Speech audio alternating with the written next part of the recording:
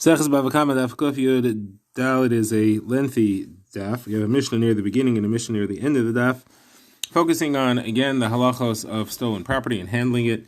The central machlokes will be about the concept of yish, whether when the bailam are meyayish, that means that the stolen property belongs to the thief.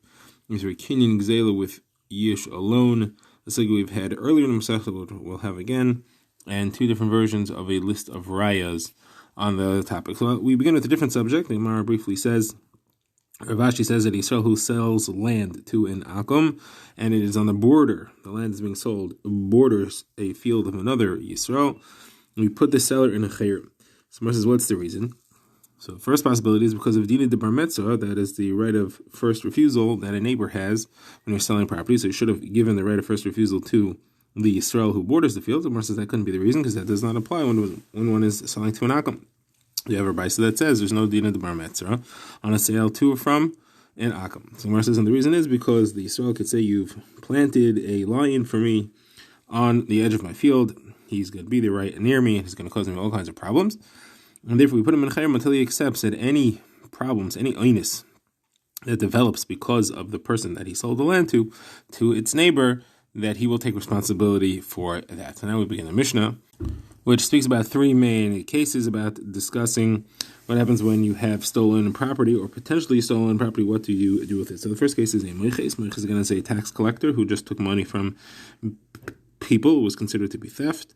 So if a moiches took away someone's chamar, the donkey, and he gave him a different donkey, or if robbers took his clothing and they gave him different clothing, so the clothing that they gave him is probably stolen, so the Lachas is allowed to keep them. It's considered to be his because the original owner certainly was meyayish once it was taken by the moiches or by the listim.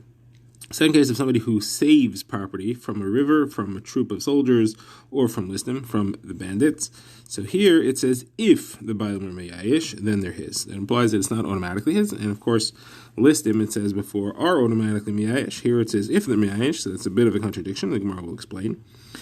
Then the Mishnah says the same thing applies to a beehive. So if a hive of bees either got stolen or ended up by someone else, if the bailam were meyayish, then the person who found it in his rishus can keep it. Now on that topic, Rav Yechanan says a woman or a katan are believed to say edus as to where this beehive has come from, if it flew away from one person's property and moved to someone else's.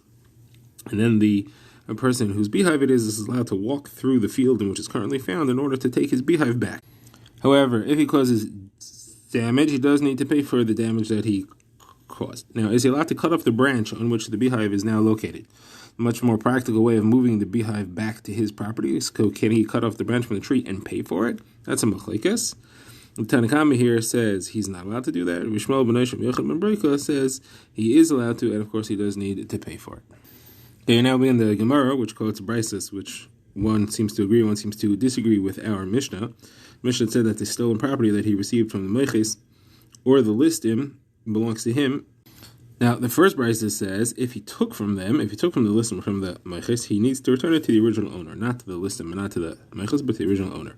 So this brisa does not agree with ours. It says that he's not supposed to take it, and it says that it really is the property of the original owner, which implies that the yish that the original owner did is not enough. It does not make it not his property any longer. Now, our Mishnah also had said that it was yish, so both brises are saying, the Mishnah and the brisa are saying that there is yish. Our Mishnah said that yish is a kinyan, and therefore when it changed rishos yish and shina rishos, it's now his. This brisa seems to say not. Brisa says therefore it came to his hand be'isr, and he has to return it. Now there's a different brisa that says if he wants to return it, then he can return it to the original owner. This brisa is saying that the yish is kaina and belongs to him. Al Pidini does not have to return it. However, if he says I want to do lifnei mishur said this beyond the letter of the law, and I don't want to have property which doesn't belong to me, who should he return it to? Not to the person who stole it, even though he may be considered the owner, but the proper owner is the original owner. He should give it back to the original owner. Now, we've seen in the Mishnah that the Reisha says that if you got something from listim, you could assume that there's yish, and the Seva said if you got something from listim, you can't assume there's yish unless you know that there's yish. Or the implication was that you can, because it said if there's yish, then you could hold on to it. So as far as this theory, the Gemara is going to say, one is talking about listim Akam, one is talking about listim Yisrael. Before the Gemara gets to that, the Gemara has two different opinions as to which is more likely to cause yish. So there are opposite opinions. So the first is Rav Ashi. Rav Ashi says that the listim ovid kechavim are the ones where there's yish, but listim Yisrael, so he thinks I could take him to Beis Din, and therefore I'll be able to get my thing back. And therefore the Reisha, where it says that listim kos yish, is only talking about listim akum. Now Rav Yosef says the opposite should be true. Listim akum you'll take to an akum court, and akum court is much more likely to be mechayev the guy, because they'll beat the guy up and they'll say you have to give it back. And if you bring him to a Beis Din of Yisrael, all they do is speak. So Rashi says either they can't really enforce, so they wouldn't be able to force the guy to give it back, and therefore the Bailam assume I'm not going to get it back, and they're miyayish, more likely to be miyayish. Or the Rashi's second shot is that they'll ask for rayas that it was yours. You're not necessarily going to have a raya. The original owner won't be able to prove that it says. So either way, the Gemara wants to say that Rav Yosef says it's more likely to be miyayish if it's a Yisrael than if it's an akum. Now, according to Rav Ashi's version, we say that the Reisha is only talking about listim akum, not listim Yisrael. According to Rav Yosef's version, we say that the Seifa is only talking about a listim akum and not listim Yisrael, and that's why there isn't automatic yish, but listim Yisrael there would be. Okay, so we have a machlokes is yish kaina, or when is yish kaina, and when is there yish, even if it is kaina. Now the Gemara is going to introduce a machlokes between Rav Shimon and the Chachamim as to whether a ganaf or a gazlan is more likely to cause a yish, and then a machlokes amaroim, what case it's speaking about, and we're going to have a list of proofs, and the Gemara will pretty much be repeated twice with a slight variation between the first version and the second version. So the Mishnah says as follows: somebody has leather, and he's in the stages of processing the leather. When he considers the processing to be complete, now it is mekabel tuma, and it's up to him really to decide when the processing is complete. But sometimes we don't trust that even if he decides it's complete, that it really is complete, because he may change his mind. So it depends who he is. So if he's a balbayis, somebody who just has leather on his own that he's processing on his own, it's not for sale. He's not making anything to sell. So when he decides he's finished, and now it's mekabel tuma right away. If he's a professional tanner, though, and even if he decides he's going to stop at this point, he may change his mind. If somebody comes and says, I want to buy shoes, he'll decide to make him shoes. And therefore the processing, although he's decided now is finished, will continue.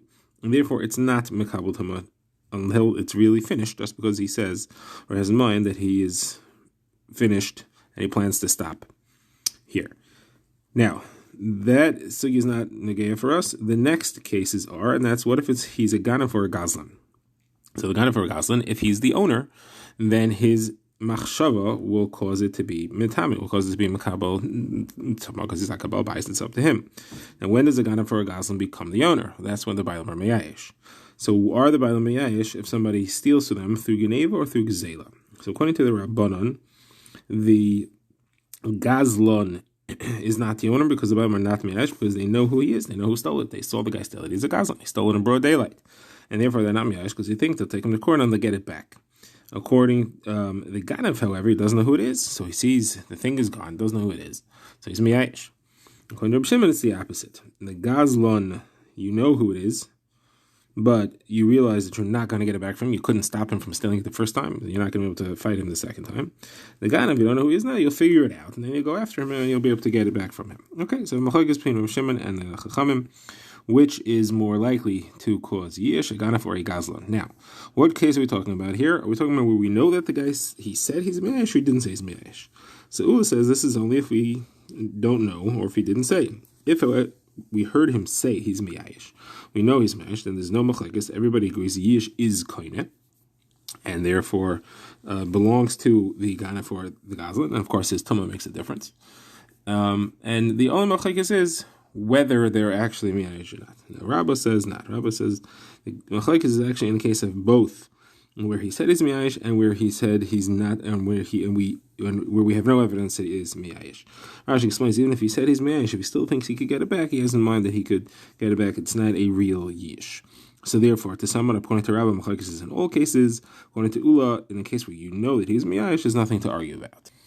Says Abai, the Mishnah itself is a raya to Ula. The Mishnah says that the reason that the tumah is not chal is lefi shalonis eshu bailam, because the bailam were not meyayish. However, if they were meyayish, it would work. So you see that Ula is right when he says that their standard, if there is a yish, then if we know there's a yish, then it's chal the yish, and the ganaf or the gazlan are now the owner. So Rabbi can argue on that. So Mercer's Rabbi answers, our version of the Brisa or the Mishnah is Lefi she'ein yish lebaylam. There's no such thing as yish for the baylam. The baylam always don't give up hope. We think they'll still be able to get it back from him. The Gemara now begins with the Raya. So first of all, we have our Mishnah. The Mishnah spoke about a Moiches, who is the Gazlan, and Listim, which are Ganovim. And the Mishnah said that there is Yish. You could assume that the Baylam are Miyayish. So you have a problem according to both the Rabbanan and according to Reb Shimon, because it says both Ganaf and Gazlan there is Yish, and they each held that one of the two at least, there's no Yish automatically. So the Gemara says, according to what I understand, we'll be talking about where we heard that the Baylam are Miyayish, because there everybody agrees. According to Rabbah, even in that case, is a machlokes. What are you going to do? So the Gemara answers, listim here doesn't mean listim that are hiding and jump out at you. That's ganovim. This is talking about listim mezuyim, armed bandits. They count as gazlanim, and therefore mechzin and listim are both gazlanim. This price is only gazlanim, and that's Reb Shimon who holds up by a gazlan. There is yish. So the Gemara says, why does it say gazlan twice? Listim and mechzin. So the Gemara says two types of gazlanim. We mentioned the two of them. The Gemara's second raya from the Mishnah we had above, it said Hakanav Hakazim Pa'anas that are makdish things or make truma or make meiser, it's chal, which means that it belongs to them. So even though they stole it, they had a kinyan, obviously. So it mentions Ganaf and Gazlan. So again, it will be a kasha on both Reb Shimon and Rabbanan, except according to Ula. Ula could say it, it's talking about where we know that he was Meyayish, and therefore both would agree. However, according to Rabbah, that the machlokes is in all cases. Going to the Rabbanan, going to Reb Shimon, you'll have a problem. Ganaf and Gazlan, one of the two at least, has to be not causing gish. So the Gemara answers two answers. First answer is here when it says Ganav, it means listed mezuyin, which can be called a Ganaf, but they're really a Gazlan. And it's Rabbi Shimon's opinion that a Gazlan is not Miyayish, that a Gazlan is Miyayish. The Gemara again says why Gazlan twice, two types of Gazlanim. Second answer is that it's neither of them. It's the shita of Rebbe. Rebbe holds there is no difference between a Ganaf and a Gazlan, and he holds both of them are like Reb Shimon's version, that they do cause yish. The Gemara now repeats the sugya, but phrased slightly differently, phrased as to who does Rebbe hold. Like we know, we just quoted that Rebbe says that a Ganaf and Gazlan are the same. The question is the same like Reb Shimon, and they are kind of the same like Rebbe, like the Rabbanan, they're not kind of. So the Gemara is going to say, well, the Rayas are. You have all these prices that don't fit with Reb Shimon or the Rabbanan. We must be able to say that it's Rebbe, and therefore that'll tell us how Rebbe holds. So first, like we said, you have the Mishnah, our Mishnah about the Chamar, where we say that there is Yish automatics. Gemara says this, again, it refers to both the Ganaf and the Gazlan. Couldn't be Rebbe, or it couldn't be Reb Shimon, that is, or the Chacham who are Machlek between the two. So you must say that's Rebbe, and it says that there is Yish. So you see that he holds that there is Yish by both the Ganaf and the Gazlan, which is not necessarily, could fit with Rabbi Shimon, and it's talking about Gazlan because it's talking about Listim Mezuyin. Gemara says why Listim Mezuyin twice. Two types of Listim Mezuyin. Again, the same other raya we had about the Mishnah or Brisa that discusses that a Ganaf and a Gazlan are Einis, their Hektish, Truma, and Meiser are Chal. Again, shows that they are Kaina. It must be Rebbe because it's Ganaf and Gazlan, couldn't fit with Reb Shimon or the Chachamim. And again, therefore must be Reb Shimon's Rebbe because it shows that they are Kaina. So obviously Rebbe holds Ganaf and Gazlan are both kind of like Reb Shimon. Again, the Gemara says it could have been listed Mezuyin. Why twice? So Gemara says, no, two types of listed Mezuyin. Now the Gemara has a third raya. This we didn't see before, and this Gemara won't have an answer to. So the raya says, the raya is from a Mishnah we had in the last parak that says that if somebody has property that he stole and then he's merged to his sons, they don't have to return it unless it is something which is yesh b'achrayis, which Rebbe told his son, Rebbe Shimon, refers to something which is visible. Something people see that is being used, like a parah that you're using to plow, a cow using to plow, or a donkey that you're using to drive and ride. And therefore, you have to return it only because of the covenant of the father. You see that otherwise you don't have to return it, so Yish is Kaina. And therefore, Rebbe must hold both Ganav and Gazlan are Kaina, and there is Yish like the Rebbe Shimon's version of the Gazlan. Okay, the Gemara now refers back to the Mishnah where we had said that also a beehive also has the halacha in the Seifa, which is that there is no assumed yish. Someone wants to know, what do you mean v'chein? Also a beehive, why should their beehive be an extra chiddush? Where it says a beehive, you don't really own the bees, move around wherever they are, and the kinyan you have on the bees is only kinyan d'Rabbanan. It's only b'pnei darkei shalom. It'll cause fights if people can take bees from each other, but there's no actual concept of ownership on a beehive. Since it's only d'Rabbanan, you may think that the owners are more likely to be miyayish. And they'll say, well, if it left, I can't get it back, and I only owned it d'Rabbanan b'pnei darkei shalom in the first place. and therefore you would think that there would be an automatic yish. So kamash malan, there is no automatic yish. You have to know that there's a yish, otherwise you can't assume that there is a yish. Now back to the Mishnah again, it said that if a woman or a katan can testify where this beehive came from, you find the beehive. So Gemara says a woman and a child are not generally b'nei edus, not generally testifiable. So the Rav Yehuda Mishmol says we're talking about Mesiach Lefitumai, where they weren't actually saying edus, but they were just speaking, and therefore it's general speech and it's trustworthy. The case would be if the owner was chasing after the bees or he was looking for it, and the Isha and the Katan were there, and Mesiach Lefitumai, they said that this beehive came from here. Now the Gemara is going to go into the halachas of Mesiach Lefitumai in general. When is Mesiach Lefitumai accepted and when not? So Rav Ashi says Mesiach Lefitumai is only trusted for Edis Isha, that is to free a woman from the state of Aguna, to testify that her husband had died. So if we see people speaking Lefitumai and saying that somebody had died, we're going to the funeral, we're going to the burial, and you can trust that he really is dead. So the Gemara is going to have three questions of other cases of Mesiach Lefitumai. So the Gemara says, Ravina said to Rav Ashi, but you have our case of the beehive, where we said Lefiach Lefitumai is accepted. The Gemara answers that's because it's only Kinyan D'Rabbanan, since there's no real ownership there, right? So you could rely on the D'Rabbanan ownership issue of even if the only evidence you have is Mesiach Lefitumai. Says Gemara, we have a case of D'Oraisa. So Rav Yehuda says, name of Shmuel. There's a story about somebody who was Mesiach Lefitumai. He was saying, I remember when I was a child, that my father would carry me on his shoulders, and he would take me out of school. He would undress me and put me in the mikvah in order that I should be able to eat truma. In the evening, a child is generally considered to be tamei, and they play with shratzim, and therefore, before he eats truma, he has to go to the mikvah and wait for the sun to go down. Rav Chanina continues the story, and he said that my friends all used to separate from me, not to be matamei me, and they called me Yechanan, the eater of challah. Now, based on this, Mesiach Lefitumai, Rebbe Paskin, that he's a kohen. So that is a shayla of deraisa, eating truma. So Gemara says, no, this is actually derabanan. Truma bisman azeh is only derabanan, and that's why they relied on his lefiach lefitumai. Gemara says a third case, and that's Rav Dimi. It says the name of Rav Chartana of Kartigna. Some say it was Rav Acha of Kartigna, and the story that he said it was in front of Yeshua ben Levi, or according to the second version, according to it was said over before. Rabbi was a child who was saying that me and my mother were both captured between the Akom, and whenever I went, I was thinking about my mother. I kept an eye on her. I went to draw water, I was paying attention to her. If I went to collect wood, I was paying attention to her. And he's testifying, therefore, that nothing happened to her. She remained tahira. She was not nesanes. Based on this, Rabbi allowed her to marry Kahuna. So that's the deraisa. So my answer is Shuya, a captive. We wanted to go lakula. We made special kulas to allow them to stay married. Now, one final thing on the Mishnah, and that's the machakas that we had seen as to whether he's allowed to cut off the branch with the beehive to take it back. Shmuel Bnei Shmuel said he's allowed to. Some more quotes of Brisa we've seen earlier in the Masechta Naf Pei Aleph about the Tanoim, the conditions that Yeshua set when he was Manchal Eretz Yisrael to Klal Yisrael, and this was one of them. So Yeshua Bnei Shmuel says that he had a Tanai that you're allowed to cut off a branch in order to save the beehive and bring it back to your property, and you have to pay the money for it. Other Tanaim were that if two people get into an accident and one's carrying wine and one's carrying honey, that the container of honey breaks, that the guy can pour out his wine, catch the honey, and give it back and save it for him, and he has to pay for his wine from the value of the honey that he saved. Similar situation if you have chamerim, the donkeys that collapsed, the one that collapses carrying flax, the one that's still on his feet is carrying wood. You can unload your wood and take the person's flax for him, and then take the value of the wood from the flax they saved for him. And again, these are the conditions that Yeshua set when he was Manchal Eretz Yisrael.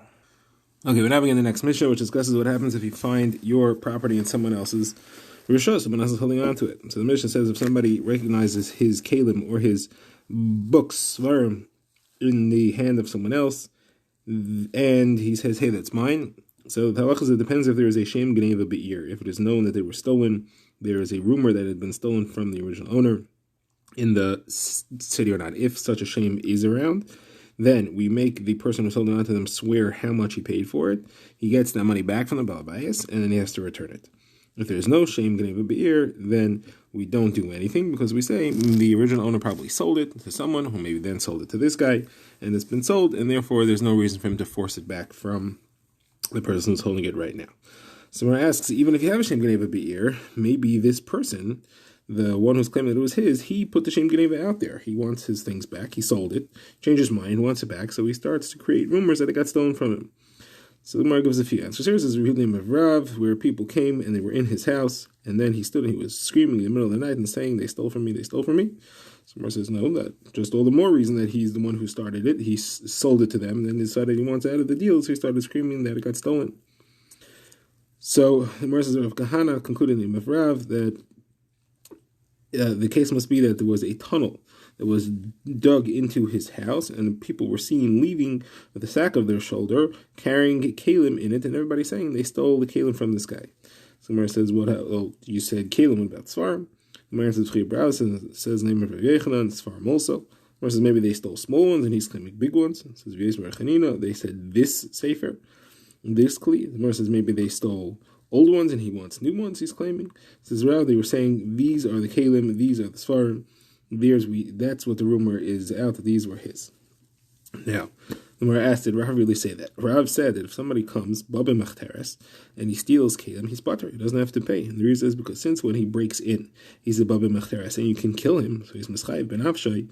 The fact that he steals is Kamle b'Diramina. He's not Chayiv for the stealing. And Chayiv for the stealing, he doesn't have to return it.